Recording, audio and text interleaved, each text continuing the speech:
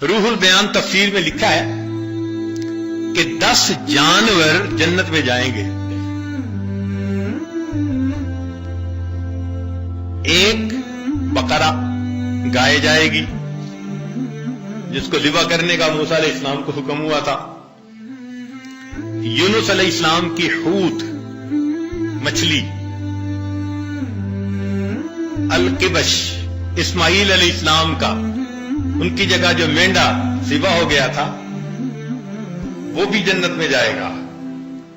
اجل ابراہیم علیہ السلام کا، جس کو وہ بھون کے لائے تھے فرشتوں کو کھلانے کے لیے. نملہ